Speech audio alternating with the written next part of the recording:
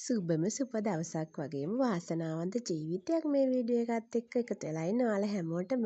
ඉතින් පුතේ අද මම රාවණා ශක්තිය ගැන කෙටි අදහසක් දක්වන්න මේ වීඩියෝ එක අරන් ආවා.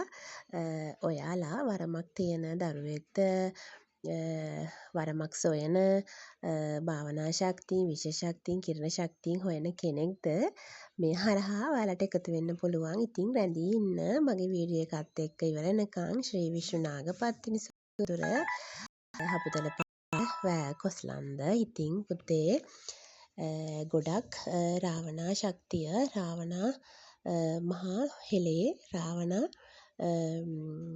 අපේ මහවීරයා. ඉතින් ඔහුගේ ඒ උත්තමයාගේ ඒ ආධ්‍යාත්මික ශක්තිය ගැන නොයෙක් වීඩියෝ තියෙනවා, නොයෙක් අදහස් තියෙනවා, නොයෙක් අදහස් තරනා ඉන්නවා. මගේ අදහසත් එක්ක එකතු වෙන්නේ නැති ගොඩක් අය ඉඳීවි. ඉතින් මේ මා හරහා මගේ වරමට එන්නා වූ ඥාති දේවතා වහන්සේලා හා මා කරන්නා වූ භාවනා ශක්තියින් හරහා විශේෂ ශක්ති කිරණ ශක්තිය හරහා මට එන්නා වූ පණිවිඩ අනුව තමයි පුතේ මම මේ අද විස්තර කරන්න හිතාන් ඉන්නේ. මහා හෙළේ රාවණා රජුරුවන් ගැන ගොඩක් අය වරමකට කොහොමද ඒ ශක්තිය බලපාන ආකාරය ගැන නොදන්නවා වෙන්න පුළුවන්. ඉතින් ඒ ශක්තියින් ගන්න අය ඉන්නවා වෙන්න පුළුවන්. නොගන්න අය ඉන්න වෙන්න පුළුවන්.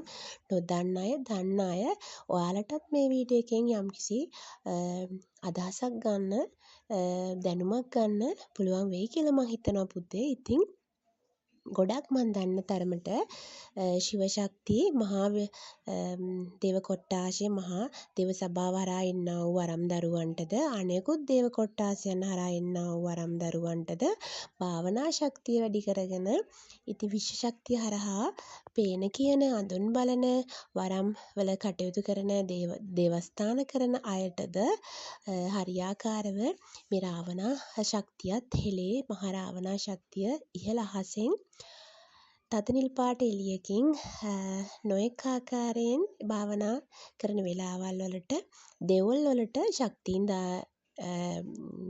පෙන්눔 කරනවා පුතේ. ඉතින් මම නම් එක හෙලා මහා රාවණ රජුගේ ශක්තියින් භාවනා කරනවා. ශිව ශක්තිය ශිව දෙවි හාමුදුරුවන්ටත් මම භාවනා කරනවා. මුලින්ම මෛත්‍රී භාවනාව කරනවා. ඒ වගේම මෛත්‍රී භාවනාව කරන අතර මහා ශිව දෙවියන්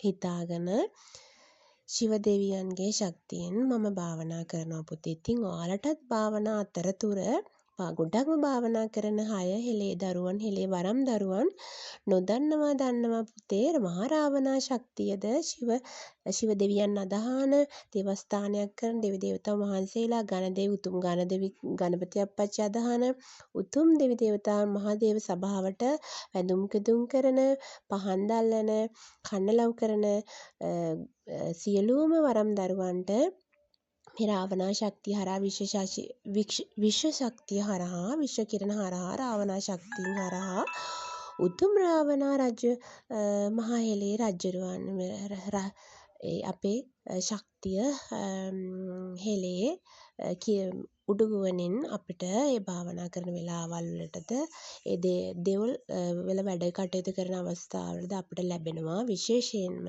ශිව දෙවියන් අදහන අයටද ශිව දෙවියන් අදහන අයටද රාවණා ශක්තිය විශ්වාස කරන අයටද විශේෂ ශක්තිය විශ්වාස කරන අයටද අනිවාර්යයෙන්ම පුතේ එක හෙලා මේ ශක්තිය ලැබෙනවා. මේ ශක්තියෙන් අපිට කරන්න පුළුවන් අපිට ලොකුම වාසිය තමයි පුතේ අඳුන් බලන්න පුළුවන්. අඳුනක් නැතුව ඔටෝ අඳුන් එනවා පුතේ අපිට. අපි හරහා ඕනම භූමියකට ඕනම තැනකට අහසින් අපේ ශක්තිය යවලා අපේ දෙවි දේවතා වහන්සේලා යවලා හරියාකාර පණිවිඩ අරගන්න අපිට පණිවිඩ ලබා ගන්න පුළුවන්. ඒ වගේම පුතේ මේක නැති කෙනෙකුටත් ගන්න පුළුවන් අපිට භාවනා ශක්තිය හරහා. මුලින්ම පළවෙනි කාරණේ විශ්වාසය. මෙහෙම විශේෂ ශක්තිය අහසේ ගුවන් ගැබ තුල තිබෙනවා යනු විශ්වාසය තියෙන්න ඕන. ශිව දෙවියන් හරහාද භාවනා ශක්තියින් උතුම් මෙහෙම වරම් මාලාවල් වලට විශේෂ ශක්තිය කිරණ දෙවි දේවතා වහන්සේලාගේ කිරණ එනවා ගන්න හැකි අපිට ඒ ලැබෙනවා කියන විශ්වාසය තියෙන්න ඕන. ඒ වගේ මහා රාවණා හෙළේ අපේ දේවතාවා හෙලේ උඩුගුවන් තලයේ දැනටත් ජීවමානව සිටිනවා. ඉතින් ඒ විශ්වාසය අනිවාර්යයෙන්ම තියෙන්න ඕනේ. විශ්වාසයෙන් නැති තැන ඒ ශක්තිය, බලය, කිරණ අපිට ඒක ලැබෙන්නේ නැහැ. මම දන්න තරමින් එහෙමයි පුතේ. මුලින්ම මම කරේ විශ්වාස තැබුවා. ඒ වගේම සත්‍යක්‍රියා කරා. ඔබ වහන්සේ සිටිනවා ආස්ගුවන් ගැබ තුල. ඔබගේ ආත්මය තිබෙනවා. ඔබගේ භාවනා ශක්තිය, කිරණ ශක්තිය මහා හෙලේ ඒ ආධිපත්‍ය ඔබ වහන්සේට තියෙනවා. ඒ හෙලේ කරන්නා වූ එකල පුරාණ ඍෂිවරුන් සමීපයේ සිටි ඔබ වහන්සේ භාවනා ශක්තියෙන් සිටියාද, ඔබ අඳුන් බැලුවාද, මේ ආකාර සම්බන්ධ කාරණා කළාද, අද මේ වරමට මේ පහන් දල්වනවා, මේ දෙව්ලේ වැඩ කටයුතු කරනවා, මාහටද ඔබගේ ශක්තින් ලබා දෙනු මැන කියලා ඔබ සියලුම දෙනාට භාවනාවකට යන්න පුළුවන් පුතේ. මහා ශිව දෙවියන් හරහා කරන්නා වූ භාවනාවලින්ද සිහියේ තබාගෙන බුදුන් නැමදලා මෛත්‍රී භාවනාව කරලා ගොඩක්ම උදේ පාන්දර කරන්න පුළුවන්. ඒ වගේම උදේ පාන්දර 4ත් 5ත් 4 ඔබට මේ භාවනා කරන්න පුළුවන්.